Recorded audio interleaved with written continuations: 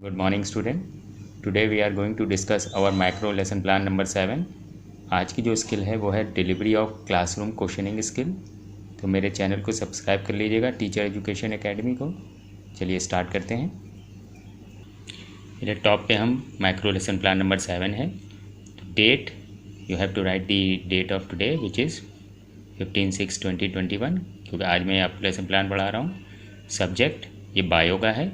Topic photosynthesis. आज मैंने topic लिख दिया है क्योंकि ये क्लासरूम क्वेश्चनिंग स्किल है। अभी बताते हैं क्यों।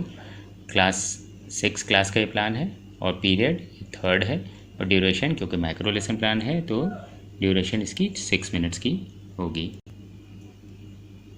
अब स्किल जो है delivery of classroom questioning skill, ये स्किल बेसिकली होती क्या है। इस स्किल के अंदर किस तरह के questions, the way we deliver the question in the classroom, जब हम क्लास में पढ़ाते हैं तो किस तरह से हम क्वेश्चन को डिलीवर करते हैं, क्वेश्चन किस तरह के होने चाहिए, ये वो स्किल बताती है। इसलिए मैंने आज टॉपिक को लिख दिया है।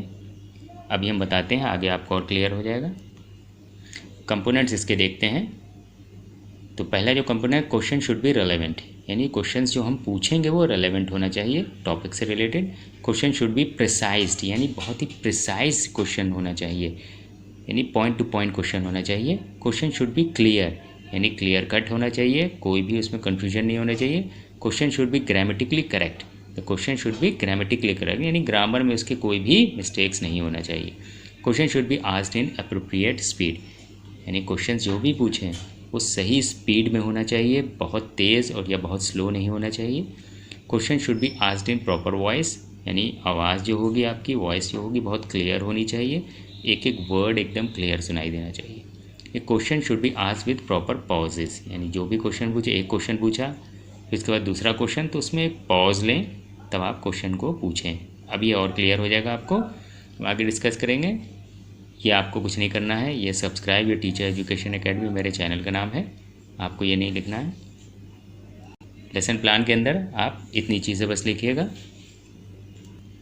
फिर उसके बाद हम प्रेजेंटेशन टेबल एक बना लेते हैं। तो ये भी आपको नहीं लिखना है, तो मेरे चैनल का नाम है टीचर एजुकेशन एकेडमी, बस आपको ये प्रेजेंटेशन टेबल लिखिएगा। और सीरियल नंबर, इसमें मैंने टोटल 5 क्वेश्चंस पूछे हैं। यहाँ people teachers activity, second column में आपको लिखना पीपल्स रिस्पॉन्स, थर्ड में आपको लिखना कंपोनेंट्स, जो भी हमने यहाँ डिस्कस किए हैं वो कंपोनेंट्स, उसके सिर्फ हम ये नंबर्स लिखते हुए चलेंगे।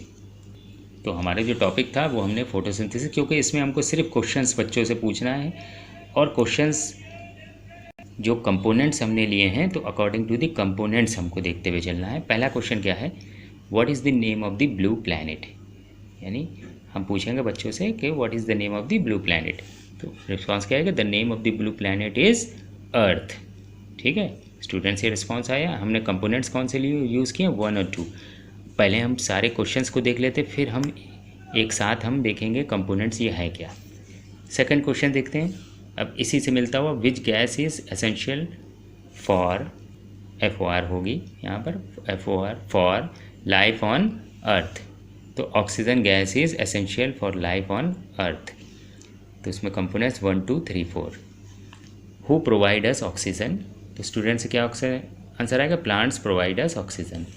Fourth question, which gas is used up by plants, carbon dioxide gas is used up by plants.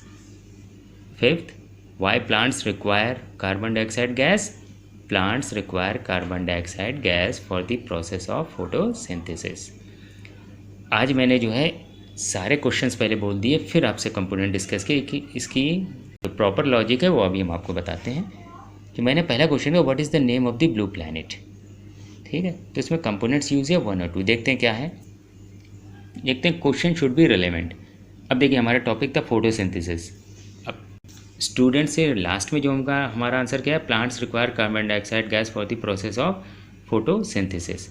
ठीक है, तो फोटोसिंथेसिस हमारा टॉपिक था। हमने क्या किया, जो क्वेश्चंस किए, what is the name of the blue planet, the name of the blue planet is Earth. ठीक है, इसमें 1 और 2 कंपोनेंट्स मैंने यूज़ किए। स्टूडेंट से रिस्पॉन्स क्या है, क्वेश्चन कंपोनेंट्स क्या थे, क्वेश्चन शुड बी रिलेवेंट। अब देखिए जो क्वेश्चंस जो मैंने पूछा था, what is the name of the blue planet, वो रिलेवेंट था, टॉपिक से रिलेटेड था, कोई अलग एब्सर्ड क्वेश्चन नहीं था। Question should be precise. अब देखेंगे क्वेश्चन जो भी मैंने पूछा बहुत ही प्रिसाइज्ड था। ठीक है, पॉइंट टू पॉइंट था, मैंने कोई क्वेश्चंस को ज़्यादा लंबा नहीं किया और बहुत ज़्यादा छोटा भी नहीं था क्वेश्चन, तो बहुत ही प्रिसाइज वे में था। नेक्स्ट क्वेश्चन देखिएगा, इसी से मिलता हुआ मैंने नेक्स्ट क्वेश्चन बनाया। यहाँ पर क्या, the name of the blue planet is Earth. अब अर्थ आया, which gas is essential for life on Earth. देखिए फिर मैंने अर्थ का यूज़ किया, oxygen gas is essential for life on Earth. अब इसमें कंपोनेंट्स कौन से, 1 2 3 एंड 4। अब देखिए ये भी क्वेश्चन रिलेवेंट था, प्रिसाइज था, क्लियर था। ठीक है, क्लियर कट आपको पता चल रहा है कि मैं क्या पूछना चाहता हूँ। Question should B grammatically correct. अब देखिए ग्रामर में भी कोई भी मिस्टेक नहीं थी। नेक्स्ट क्या है, हु प्रोवाइड अस ऑक्सीजन। तो प्लांट्स प्रोवाइड अस ऑक्सीजन। इसमें कंपोनेंट्स कौन से, 1 2 3 4 एंड 5। अब 4 क्या था, ग्रामेटिकली करेक्ट। और 5th क्या है, question should be asked in appropriate speed. अब देखिए जो मैं क्वेश्चंस पूछ रहा हूँ, मेरी स्पीड जो है बहुत ना ज़्यादा तेज़ है ना बहुत ही कम है, तो मेरी स्पीड भी सही है। फिर next step, which gas is used up by plants. तो क्या आंसर आएगा, carbon dioxide gas is used up by plants. ये स्टूडेंट से रिस्पॉन्स आया। कंपोनेंट्स देखिए 1 2 3 4 5 एंड 6। अब 6 कंपोनेंट देखें, 5 तक के तो हमने डिस्कस कर लिया। Question should be asked in proper voice. अब मेरी वॉइस देखिए एकदम क्लियर है, आपको एक एक वर्ड सही से सुनाई दे रहा होगा और क्लियर होगा। ठीक है, तो वॉइस प्रॉपर वॉइस है, ज़्यादा धीरे नहीं है, क्लास में हर एक बच्चे तक आपकी आवाज़ पहुंचनी चाहिए। लास्ट देखते हैं, why plants require carbon dioxide gas. Plant require carbon dioxide gas for the process of photosynthesis. अब यहाँ पे कंपोनेंट 1 2 3 4 5 6 एंड 7। अब लास्ट में देखिए रिलेवेंट था क्वेश्चन, टॉपिक से रिलेटेड था, प्रिसाइज था, क्लियर था, ग्रामेटिकली करेक्ट भी था, अप्रोप्रिएट स्पीड भी थी मेरी, प्रॉपर वॉइस भी थी, और लास्ट क्या था, question should be asked with proper pauses. अब देखिए अगर मैं एक क्वेश्चन पूछूं फिर उसके बाद जल्दी से मैं दूसरा पूछ लूं आंसर आते ही, फिर तीसरा, तो हमने प्रॉपर पॉज नहीं लिया। एक क्वेश्चन पूछिए, बच्चों से आंसर लीजिए, आंसर के बाद बहुत ही धैर्य से आपको यानी पेशेंस रखते हुए नेक्स्ट क्वेश्चंस करना है। तो थोड़ा सा पॉज लेंगे, ज़्यादा भी पॉज ना लें कि ऐसा ना लगे स्टूडेंट को कि आप क्वेश्चन ही भूल गए। ठीक है, तो प्रॉपर पॉज लीजिए। देखिए मैंने सारे कंपोनेंट्स यूज़ करे हैं,